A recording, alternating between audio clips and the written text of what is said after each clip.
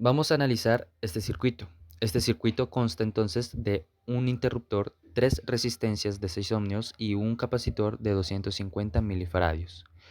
Para hallar y encontrar la ecuación diferencial de este circuito, podemos observar que solamente hay un elemento que almacena energía, como es el capacitor, y sería entonces una ecuación diferencial de primer orden. La forma de estas ecuaciones viene dada por la forma y' más a por y igual a x, y tenemos que a sería 1 sobre nuestra constante tau, por lo que vendría siendo entonces la forma y' más 1 sobre tau por y igual a x. Para resolver entonces esta ecuación y hallar las incógnitas correspondientes, tenemos que analizar dos casos para este circuito.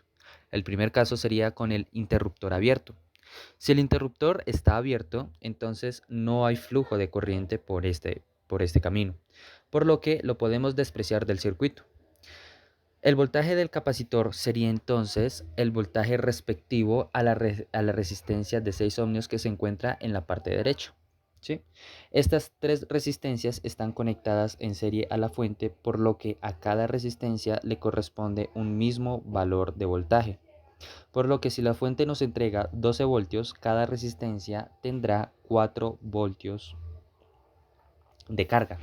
Por lo que el capacitor, si comparte el mismo voltaje con la resistencia de 6 ohmios que se encuentra a la derecha, entonces tendría también 4 voltios en el tiempo cero. ¿Qué significa? Que nuestro capacitor estaría cargado y estaría entonces en un estado estable, que representa un circuito abierto. Podemos analizar un segundo caso. Este segundo caso sería teniendo el interruptor cerrado. Y este interruptor cerrado representa entonces un camino mucho más fácil que permite que la corriente pueda fluir a través del circuito. Por lo cual la resistencia de 6 ohmios de la parte superior del circuito quedaría en corto. No hay flujo de corriente a través de ella, por lo que la podemos despreciar de este nuevo circuito. En este instante del tiempo podemos entonces ver que el voltaje del capacitor cambia. Y el voltaje del capacitor sería entonces el mismo voltaje que recae sobre la resistencia de 6 ohmios que se encuentra en la parte derecha del circuito. Estas dos resistencias están conectadas en serie, por lo que generan un divisor de tensión, un divisor de voltaje.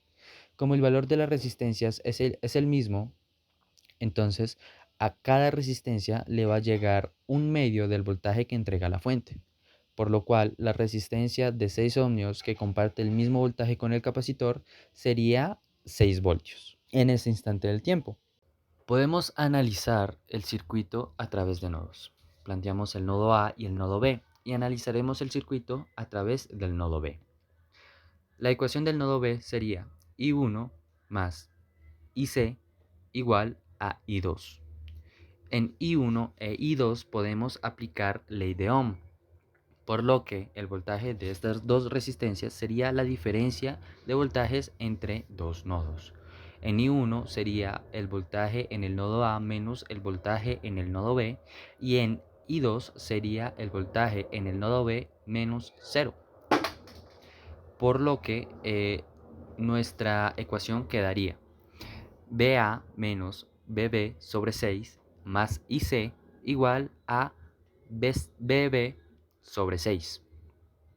La corriente que circula a través del capacitor es el valor del capacitor por la derivada del voltaje del capacitor respecto al tiempo. Y si analizamos entonces, la diferencia entre el nodo A y el nodo B es el voltaje que tiene el capacitor. Por lo que la ecuación nos quedaría de la siguiente forma: voltaje del capacitor sobre 6 ohmios más 250 milifaradios por la derivada del voltaje del capacitor respecto al tiempo, igual al voltaje en el nodo B sobre 6. Si nos remontamos entonces a la forma general de la ecuación diferencial, podemos ver que la derivada está siendo multiplicada por un 1, no por 250, por lo que tenemos que cancelar este término. Dividimos toda la ecuación entre 250 y nos quedaría de la siguiente forma: la derivada del voltaje del capacitor respecto al tiempo más el voltaje del capacitor sobre 6 sobre 250 milifaradios es igual al voltaje en el nodo B sobre 6 sobre 250 milifaradios. Si nosotros entonces reemplazamos el voltaje en el nodo B, que es 6, nos queda la ecuación de la siguiente forma.